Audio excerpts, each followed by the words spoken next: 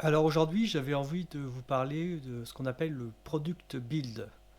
Alors c'est quelque chose qui est quand même assez récent, qui va sûrement encore évoluer.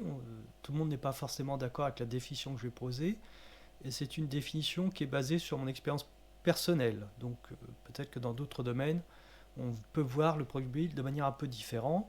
Je vais prendre un exemple sur le domaine de la paye. Alors, je ne peux pas vraiment parler de ce que j'avais fait en détail de certaines parties, mais j'avais un concurrent qui s'appelle Payfit qui a beaucoup communiqué sur cette partie. Donc, je vais plutôt me baser sur des exemples de Payfit, mais qui se rapprochent quand même assez de ce que je faisais. Alors, quand on lance des produits, avant, on lançait un produit pour une population et on vendait le même produit à peu près à tout le monde, un produit moyen, mais ça suffisait parce qu'il n'y avait pas de concurrence. Maintenant, on va vendre un produit sur plusieurs pays, donc il peut y avoir des contraintes réglementaires comme la paye, il peut y avoir des approches culturelles totalement différentes, on peut vendre aussi à plusieurs typologies d'entreprises. Par exemple, si vous faites un logiciel de gestion de projet, ça ne sera pas forcément le même pour du BTP ou pour une usine ou pour d'autres choses. Donc on a besoin, en réalité, de faire différents produits qui verront répondre à différentes clientèles. Le problème, c'est comment est-ce qu'on va gérer ces spécificités. On ne va pas développer, si on a par exemple, je prends l'exemple de la paye, si on veut faire de la paye pour 10 pays, on ne va pas développer 10 logiciels de paye. Il y aura une aberration qui fait qu'on ne mutualise pas les compétences en termes de développement, en termes de briques qui ont déjà été développées. Mais en même temps, même si vous êtes par exemple en Belgique, la paye entre la Belgique et la France est totalement différente. Donc à la fois, c'est un peu la même chose, il y a des briques communes, mais en même temps, c'est pas du tout la même chose. Donc, comment est-ce qu'on peut arriver à concilier ce sur-mesure, entre guillemets, et en même temps avoir des briques communes? Bah, c'est ce qu'on appelle le product build. Avant, un produit, ça se crée de A à Z, et puis après, on le mettait en disposition sur le marché. Le product build, c'est pas ça. Si je prends l'exemple de la paye, c'est que je vais créer un ensemble de briques logicielles, c'est-à-dire une espèce de produit intermédiaire, pas fini, un peu des Lego, entre guillemets, et par exemple, pour chaque pays, je vais assembler différentes briques pour pouvoir répondre aux besoins de ce pays. Alors vous allez me dire, c'est peut-être pas très concret tout ça. Moi, je vais vous donner ma définition des trois étapes, enfin des trois niveaux de maturité du product build. Le premier niveau pour moi, c'est tout simplement rendre son produit hyper paramétrable. Je vais vous donner un exemple. J'ai plein de pays, je voudrais pouvoir sur chaque pays changer le SMIC horaire par exemple. Bah, c'est du paramétrage, c'est de la clé valeur entre guillemets. C'est Pour moi c'est même pas du product build, c'est ce qu'on appellerait du delivery ou du paramétrage client, voilà, mais c'est un peu l'ancêtre du product build. Mais on va un petit peu plus loin. Dans la paye, c'est certaines choses qui vont se déclencher en fonction de conditions. Si vous travaillez depuis plus de 3 ans et que vous touchez tant et que, alors ceci. Bah ça, pour moi, c'est l'étape 2, c'est pouvoir faire un peu des petites formules avec des si, ou, alors et donc.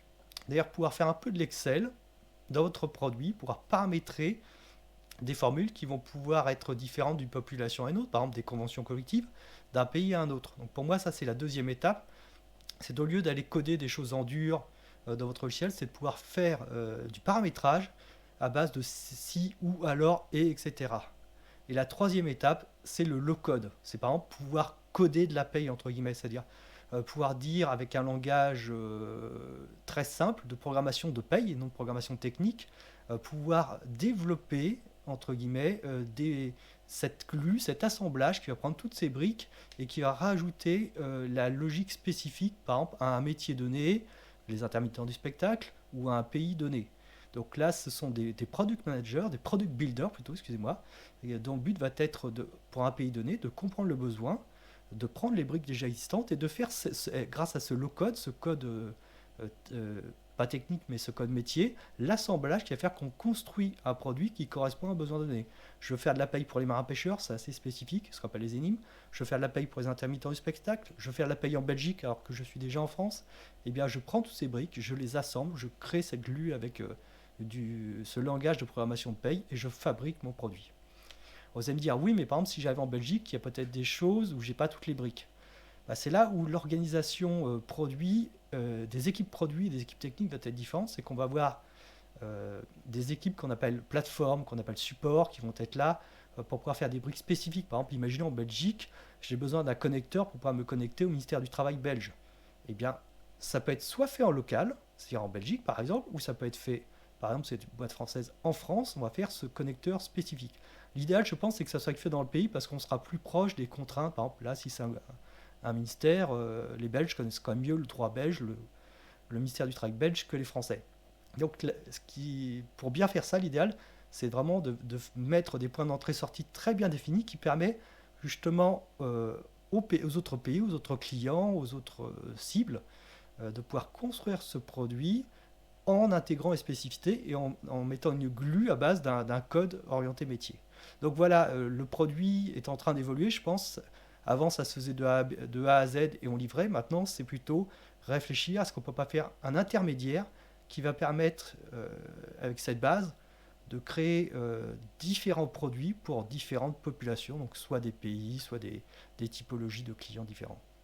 Donc je pense que c'est un métier qui va, même c'est un concept qui va évoluer, parce qu'il y a des product builders, mais il y aura sûrement d'autres métiers qui vont arriver autour du product build, et c'est quelque chose, je pense, qui est à surveiller de près. Et comme je vous le disais, il y a de plus en plus de concurrence entre les entreprises, et le but, ça va être d'être des entreprises qui se calent très rapidement au niveau français, voire européen, pour pouvoir survivre, parce que les autres sont dans une course de vitesse. Donc le product build, pour moi, c'est un une des méthodologies, une façon de penser son architecture, de penser son produit, qui va permettre cette scalabilité au niveau européen ou sur différentes cibles clients.